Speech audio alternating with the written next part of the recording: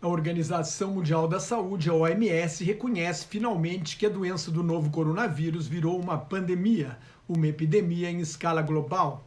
A Itália reforça a quarentena que impôs a todo o país, fechando agora também as lojas, bares e restaurantes.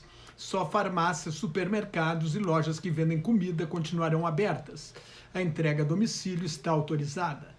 Na Alemanha, a primeira-ministra Angela Merkel manifestou o temor de que 60% a 70% da população sejam contaminados.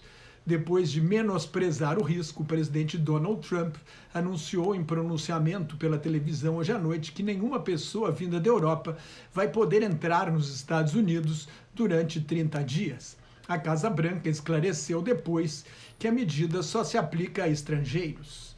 A OMS declarou hoje uma pandemia porque um novo vírus aparece e se propaga no mundo inteiro na ausência de imunidade da grande maioria da população. A OMS não para de monitorar esta epidemia e está muito preocupada pelos níveis de difusão e periculosidade, assim como pelos níveis alarmantes de inação da sociedade internacional, afirmou o diretor-geral da organização, o etíope Tedros Adhanom Ghebreyesus. Nos próximos dias e semanas, a OMS espera ver o número de casos, de mortes e de países atingidos aumentar, acrescentou o diretor-geral. O grau de contaminação depende da agilidade dos governos e da resposta da população, observou o clínico Rupert Beale, do Instituto Francis Crick. Em países onde a aplicação de exames e o isolamento não aconteceu, ao atingir o pico, a doença vai superar a capacidade de atendimento dos hospitais e a taxa de mortalidade será muito maior. A taxa de mortalidade está hoje acima de 3%. No pior cenário, se o coronavírus infectar 30% a 70% dos quase 7 bilhões e 800 milhões de seres humanos, o total de mortes poderia ir de 70 a 165 milhões de pessoas. Seria a pior tragédia da história em número de mortos. Ninguém espera isso, confiando na eficácia de medidas de saúde pública tomadas por governos responsáveis, concluiu o cientista. Mas não é isso que o presidente dos Estados Unidos acabou de fazer. Trump acusou a União Europeia de não tomar medidas como o fechamento de fronteiras, que ele fez em relação à China, e atribuiu o aumento do número de casos recentemente nos Estados Unidos à entrada de gente vinda da Europa. Trump fecha a porta para os europeus, mas excluiu o Reino Unido. O presidente americano mostrou a fraqueza de sua liderança narcisística e autocentrada. Em pronunciamentos anteriores, parecia mais preocupado com as bolsas de valores do que com a tragédia humana. Chegou a dizer que os Estados Unidos tinham 14 casos, em breve não teriam mais nenhum. Previu que o vírus desapareceria tão misteriosamente como apareceu.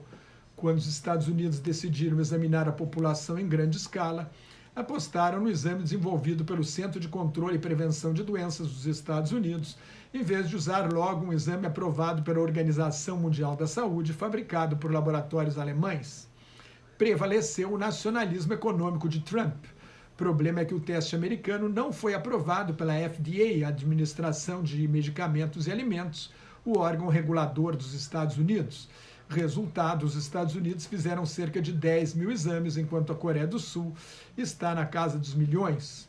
Trump se autoelogiou como de costume, não reconheceu os erros e insistiu em dizer que a pandemia será passageira.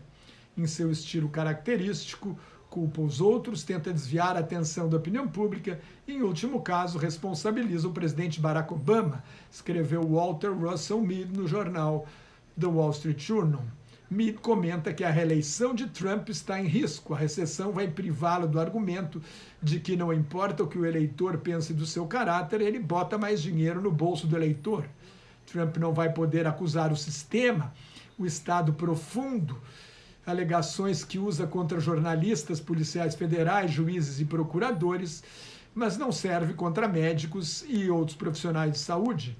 O mesmo vale para o presidente Jair Bolsonaro. Chegou a hora de culpar os outros e minimizar o risco e apelar para teorias conspiratórias. Está na hora de começar a governar.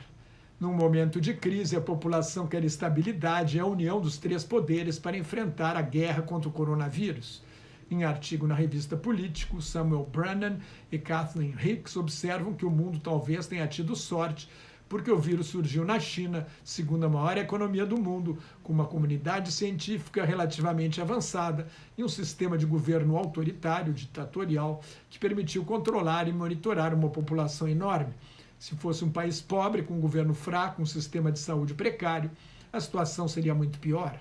Na realidade, diga-se, o regime comunista chinês tentou esconder a má notícia até se dar conta da gravidade do problema, perdendo semanas em que poderiam ter sido salvas muitas vidas. Só depois mobilizou todos os recursos disponíveis para o que chamou de uma guerra popular contra o novo coronavírus, apresentando médicos e enfermeiros como heróis nacionais. No mercado financeiro, as bolsas de valores voltaram a sofrer fortes quedas diante da falta de grandes medidas de estímulo dos governos para ajudar as empresas e os cidadãos a enfrentar o impacto econômico da pandemia. Em Nova York, o índice amplo S&P 500 baixou quase 5% e acumula perdas de 19% desde o recorde de 19 de fevereiro. O índice Dow Jones, que avalia o desempenho de 30 ações, caiu 20%, entrando no que os analistas chamam de mercado do urso. O risco é de uma recessão mundial, para Mark Zandi, economista sênior da empresa Moody's Analytics. Se o governo Trump e o Congresso não se unirem rapidamente e não apresentarem um pacote grande e responsável, a recessão será uma possibilidade real.